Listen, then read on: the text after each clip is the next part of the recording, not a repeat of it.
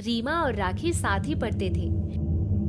इस बार दोनों ने साथ ही 12वीं का एग्जाम पास किया था और बड़े शहर की कॉलेज में दाखिला के लिए फॉर्म भरा था। दोनों का कॉलेज में साथ ही एडमिशन भी हो गया था।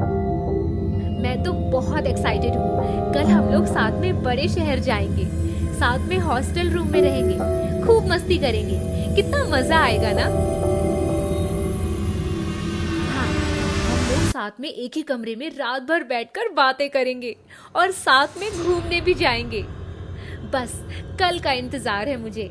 अगले दिन दोनों साथ में ट्रेन पकड़कर शहर के लिए निकल जाते हैं। बड़ा शहर उन्हें बहुत ही रोमांचक लगता है।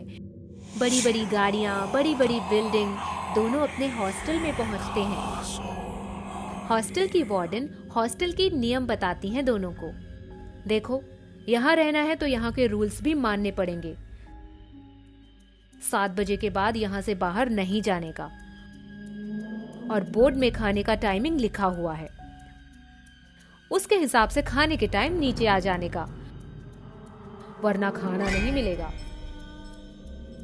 ठीक है मैडम। एक और खास बात, दूसरे तल्ले के तीसरे कमरे में किसी को भी जाने की इजाजत नहीं है। उसके आसपास भी कभी दिखे तो दूसरा हॉस्टल देख लेना। नहीं नहीं, उधर नहीं जाएंगे। दोनों साथ में जाकर अपने कमरे में सो जाते हैं। अगले दिन सुबह राखी बाथरूम खोजते खोजते दूसरे तल्ले पर पहुंच जाती है। वहां उसे लगता है जैसे किसी ने उसे पीछे से धक्का दिया। वह पीछे मुड़कर देखती है, वहां कोई नहीं होता। वह थोड़ा आगे जाकर देखने लगती है। तभी किसी के हंसने की आवाज आती है। वह आवाज का पीछा करते हुए दूसरे तल्ले के तीसरे कमरे पर पहुंच जाती है। वह उस रूम के सामने खड़े होकर देखती रहती है और तभी वहां रीमा आ जाती है। अरे राखी, यहाँ क्या कर रही है? याद नहीं, वार्डन ने कहा था यह दूसरे तल्ले का तीसरा कमरा है। तू यहाँ कहाँ से आ गई? चल यहाँ से। मैं यहाँ कैसे आ गई? यह कमरे के अंदर कोई था तो हमें क्या, रहने दे। अगर इसके आसपास भी किसी ने हमें देख लिया तो इस हॉस्टल से बाहर निकाल देंगे।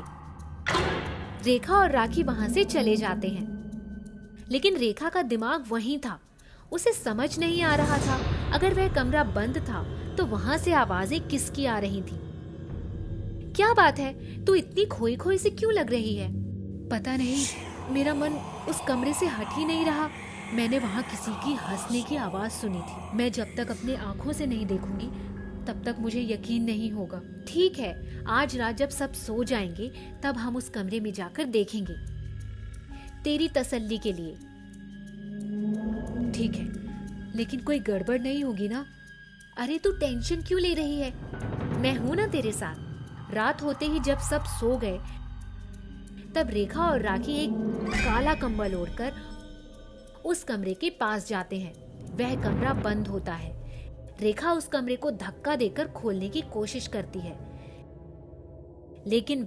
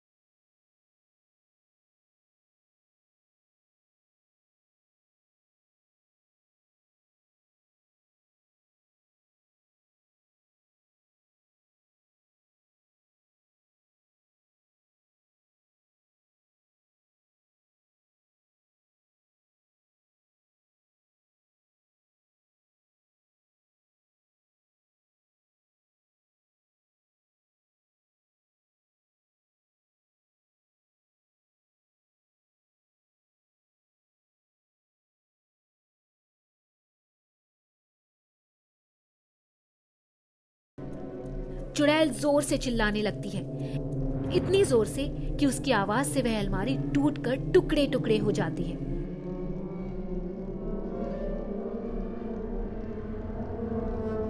तभी रेखा और राखी अपने कान पर हाथ रखकर नीचे बैठ जाते हैं। दोनों का डर से बुरा हाल था। चुड़ैल उन्हें अपने उंगलियों के इशारे पर हवा में उड़ाने लगती है और पास के दीवार में दोनों को पटक देती है। दोनों के सर से खून बहने लगता है। यहाँ तुम आए अपनी मर्जी से थे, लेकिन यहाँ से बाहर निकलना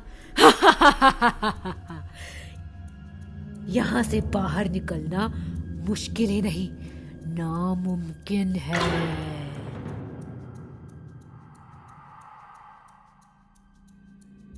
तुम कौन हो? हमें क्यों मारना चाहती हो? हमने तुम्हारा क्या बिगाड़ा है?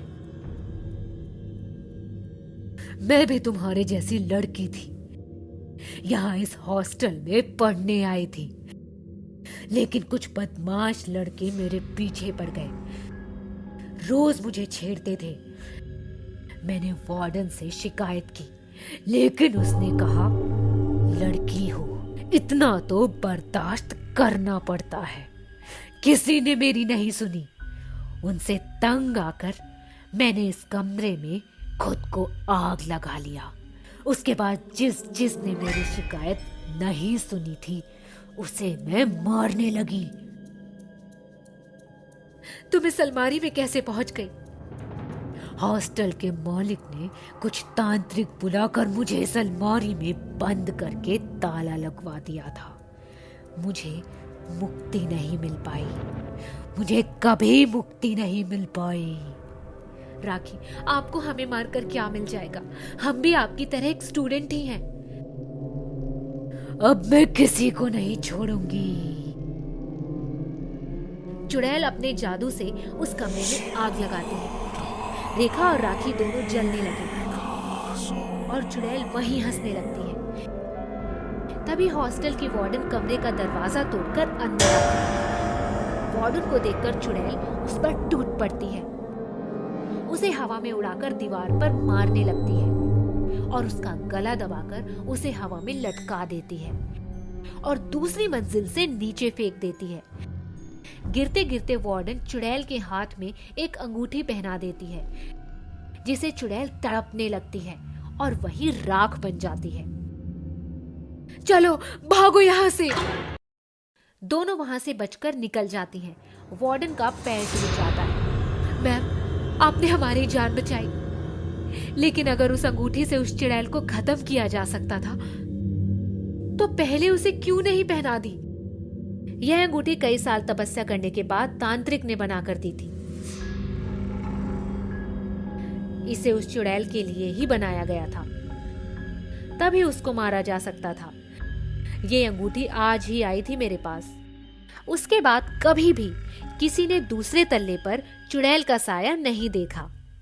उन दिनों हम बांदा में रहते थे। तब मेरी उम्र लगभग 10 साल की थी। किसी की शादी पड़ती थी तब, या तो गर्मियों की छुट्टियों में हम अक्सर गांव जाया करते थे। हमारे गांव वाले घर पर बांके नाम का एक नौकर था। उसको हम सब बच्चे काका कहते थे। उनकी एक बेटी थी जिनका नाम पन्ना था। वह बड़ी दिलेर और खूबसूरत थी, किसी चीज से भी नहीं डरती थी। हमारी ही हम उम्र थी, इसलिए हम जब भी गांव जाते तो वो हमारे साथ खेल में शामिल हो जाती थी। दादी भी उससे कोई काम नहीं करवाती थी। दादी सोचती थी बच्चे आए हैं, वह भी उनके साथ कुछ दिन खेल ले।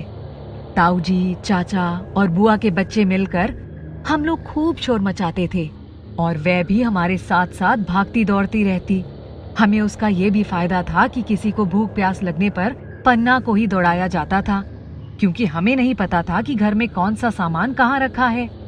लेकिन वह सब कुछ जानती थी, इसलिए हम उसी से सब कुछ मांगते थे। वह इतनी फुर्तीली थी कि सब कुछ पल भर में लाकर हाजिर कर देती थी। इस बार हमारा गांव जाने का प्रोग्राम बहुत दिनों के बाद बना, क्योंकि दादी बाबा अक्सर यहीं हमारे पास ही आ जाते थे और गांव में कोई शादी भी नहीं पड़ रही थी। दीदी के बोर्ड के एग्जाम, मेरी पढ़ाई, कुल मिलाकर किन्हीं कारणोंवश हम इस बार 6 साल बाद गांव गए। वहां जाने पर हमारी नजरें पन्ना को ढूंढ रही थी। हम लोगों ने बांके काका से पूछा कि पन्ना कहाँ है। तब बांके काका कुछ उदास हो गए। उन्होंने बताया कि उसकी तबीयत कुछ दिनों से खराब चल रही है। जब हमने दादी से उसके बारे में पूछा, तब दादी ने जो हमें बताया वह सुनकर हमारी तो दहशत के मारे हालत ही खराब हो गई। दादी ने बताया कि उसके ऊपर किसी जिन्न का साया है। मैं भी अब समझदार थी। जिन्न, भूत, प्रेत में बहुत सी कहानियां पढ़ चुकी थी, लेकिन किसी जानने वाले पर जिन्न का साया सोचकर पूरे शरीर में सिरहंसी दौड़ गई। एक दिन बांके काका को किसी ने आकर बताया कि पन्ना की तबीयत अचानक खराब हो गई है। बांके काका भागते हुए अपने घर चले गए और मेरी बहन भी उनके पीछे पीछे उनके घर गई, जो कि हमारे घर के पीछे ही था। वहां जाकर देखा तो खूबसूरत पन्ना इतनी पतली दुबली हो गई थी, उसकी आंखों के नीचे का रंग स्याह हो गया था। उसकी माँ ने उसे खंबे में बांध रखा था और वह जोर जोर से चिल्ला रही थी। उसकी आवाज बिल्कुल मर्दानी थी। वह कह रही थी कि मैं किसी को नहीं छोड़ूंगा, जो भी मेरे रास्ते में आया मैं उसको तबाह कर दूंगा। मेरे और पन्ना के बीच में जो भी कोई आएगा उसकी खैर नहीं। पन्ना की आंखें लाल हो गई थी और फैल गई थी। ऐसा लग रहा था कि जैसे वो किसी को नहीं पहचानती, और बोलते बोलते उसके मुंह से झाग निकल रहा था और थोड़ी ही देर में वे बेहोश हो गई। हम उसकी हालत देखकर चुपचाप घर आ गए। दीदी ने पूछा, दादी पन्ना को क्या हो गया है? दादी ने बताया कि एक बार उसकी बुआ आई थी। वह बुआ के साथ कहीं गई हुई थी। रात को वहां से वापस आते समय जब वे एक बगीचे से आ रहे थे, तब पन्ना ने कहा, बुआ कितनी अच्छी खुशबू आ रही है। बुआ ने कहा, नहीं तो। पन्ना बोली, आपको नहीं आ रही है? बुआ ने कहा, मुझे तो नहीं आ रही है। तब पन्ना बोली, बुआ रुकिए, यहाँ किसी चीज की खुशबू है जो मुझे अपनी ओर खींच रही है। बुआ ने उसका हाथ पकड़कर कहा, पन्ना इस तरह अंधेरी रात में किसी खुशबू को टोकना अच्छी बात नहीं है, तू जल्दी घर चल। पन्ना ने पूछा, क्यों? तब उसकी बुआ ने बताया कि ये सब रूहानी तिलस्म होता है। कोई भूत प्रेत या भटकती आत्मा सुंदर और जवान लड़कियों पर अगर आशिक हो जाए तो इस तरह के षड्यंत्र रचती हैं। इसलिए चुपचाप यहाँ से चलो। आइंदा इस बात का ध्यान रखना कि कभी भी रात के समय आने वाली खुशबू को टोकना मत। कभी इधर रात के समय या दोपहर में मत आना। पन्ना बार बार पीछे मुड़कर देखती रही। बुआ उसका हाथ पकड़कर लगभग घसीटते हुए घर ले आई। उस दिन तो कुछ भी नहीं हुआ। पन्ना बिल्कुल सामान्य थी। कुछ दिनों के बाद उसकी बुआ चली गई। एक दिन पन्ना स्कूल से वापस आ रही थी, तभी उसे उस दिन की बात याद आ गई। वह दिलेर तो है ही। उसने सोचा, चलो आज बगीचे वाले रास्ते से चलकर देखती हूँ, क्या वह खुशबू अभी भी वहां है जो मैंने उस दिन महसूस की थी। उसने अपना रुख बगीचे की तरफ कर दिया और वह बगीचे में चली गई। उसे उस दिन वाली खुशबू फिर से मदहोश करने लगी। पन्ना वहीं पर एक पेड़ के नीचे बैठ गई। वह बैठी ही थी, तभी उसे लगा कि कोई उसके बालों में उंगली फेर रहा है। उसने अपनी आंखें बंद कर ली क्योंकि उसे बहुत अच्छा लग रहा था। उसने सोचा कि शायद उसकी कोई सहेली है जो उसके पीछे पीछे यहाँ तक आ गई है। जब उसने पीछे मुड़कर देखा तब वहां कोई नहीं था। वह उठी और घर आ गई, लेकिन उसे कोई डर नहीं लगा। उसके बाद उसका वे रोज का नियम बन गया। वे रोज दोपहर के समय उस बगीचे में जाती और थोड़ी देर बैठती।